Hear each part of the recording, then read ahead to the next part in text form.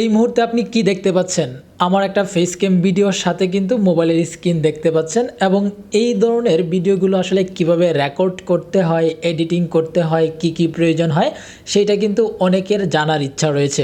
গত একটা ভিডিওতে আমি আপনাদেরকে বলেছিলাম কিভাবে এক পাশে মোবাইলের স্ক্রিন রেখে আরেক পাশে আপনাদের ফেস ক্যাম ভিডিও রেখে কিভাবে মূলত ভিডিওটাকে এডিটিং করতে হয় সেইটা নিয়ে একটা ডেডিকেটেড ভিডিও দিব। আর আজকে হচ্ছে সেই ভিডিওটা ভালো লাগলে লাইক করবেন, কমেন্ট করবেন এবং অবশ্যই ভিডিওটাকে শেয়ার করে সবাইকে দেখার সুযোগ করে দিবেন।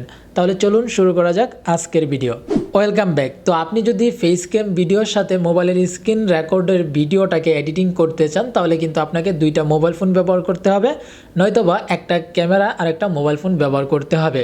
ফর এক্সাম্পল, ক্যামেরা বা একটা মোবাইল দিয়ে হচ্ছে আপনি আপনার ফেস রেকর্ড করবেন, পাশাপাশি সেই ক্যামেরার সাথে বা মোবাইলের সাথে আপনার একটা মাইক্রোফোন থাকবে যেটা দিয়ে হচ্ছে আপনার ভয়েস এবং আপনার ফেস ক্যাম ভিডিওটা রেকর্ড হবে।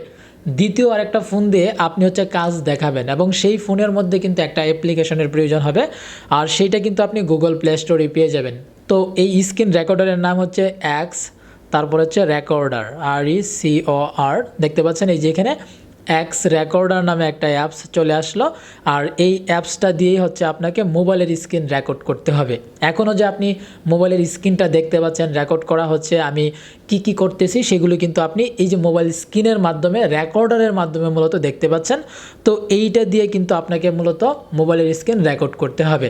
এখন এই মোবাইলের স্ক্রিন আর হচ্ছে আমাদের ফেস ক্যাম যে ভিডিও, সেই দুইটাকে এখন আমরা এডিটিংয়ের মাধ্যমে হচ্ছে একসাথে করব, মানে অ্যাড করব।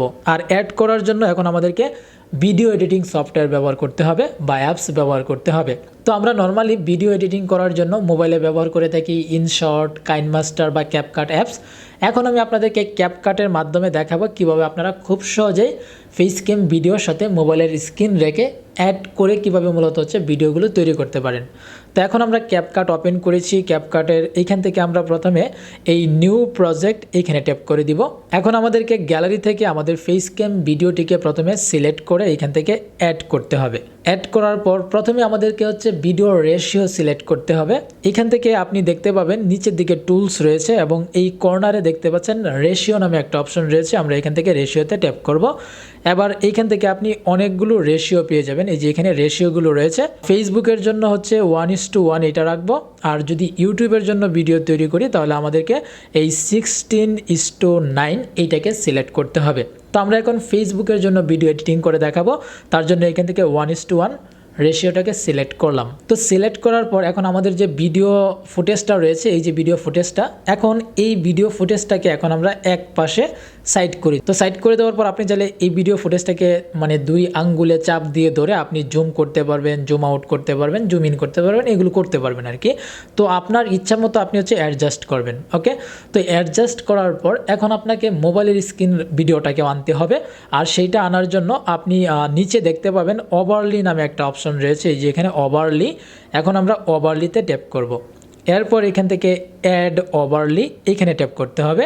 আমাদেরকে আবার কিন্তু গ্যালারিতে নিয়ে আসবে এবং গ্যালারি থেকে আমাদের মোবাইল স্ক্রিন রেকর্ডের যে ভিডিওটা রয়েছে সেটা এখান থেকে ইম্পোর্ট করতে হবে। তো এখান থেকে আবার অ্যাড অপশনের উপর ট্যাপ করব। দেখতে পাচ্ছেন আমাদের ভিডিও ফুটেজের উপরে কিন্তু এখন এই স্ক্রিন রেকর্ডের ভিডিওটা রয়েছে। এখন আমরা এই মোবাইল স্ক্রিনের যে ভিডিওটা সেটাও কিন্তু আমরা 2 আঙ্গুল দিয়ে চাপ দিয়ে ধরে কিন্তু জুম ইন জুম আউট করতে পারবো, এবং এইটাকে চাপ দিয়ে ধরে আমরা কিন্তু মোবাইল ফ্রেমটাকে মূলত হচ্ছে এক সাইডে বসাতে পারবো। আমরা জাস্ট আমাদের প্রয়োজন মতো অ্যাডজাস্ট করব।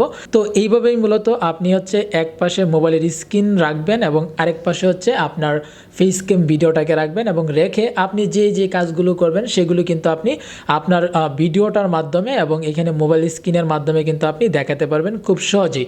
আর এই ভিডিওটা আপনি প্রথম হচ্ছে আপনার ভয়েসের সাথে অ্যাডজাস্ট করবেন, কারণ আপনার মোবাইল স্ক্রিনের মধ্যে ভয়েসটা রেকর্ড হবে, পাশাপাশি হচ্ছে আপনার ফেস ক্যামের মধ্যে ভয়েসটা রেকর্ড হবে, এবং ওই দুইটা ভিডিওর ভয়েসটা যখন আপনি অ্যাডজাস্ট করে দিবেন তখন কিন্তু আপনি মুখে যা বলবেন সেটাই কিন্তু আপনার মোবাইল স্ক্রিনে যে কাজগুলো সেটার সাথে কিন্তু অ্যাডজাস্ট হয়ে যাবে।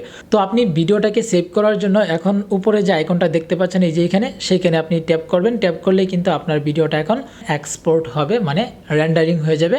তো আশা করছি আজকের এই ভিডিওটার মাধ্যমে আপনাদেরকে ক্লিয়ারলি বিষয়টা বোঝাতে পেরেছি। যদি ভিডিওটা ভালো লাগে, ইনফরমেটিভ মনে হয় তাহলে অবশ্যই লাইক করবেন, কমেন্ট করবেন আর শেয়ার করে দিবেন। দেখা হচ্ছে পরবর্তীতে নতুন কোনো ভিডিওতে নতুন কোনো ইনফরমেশন নিয়ে।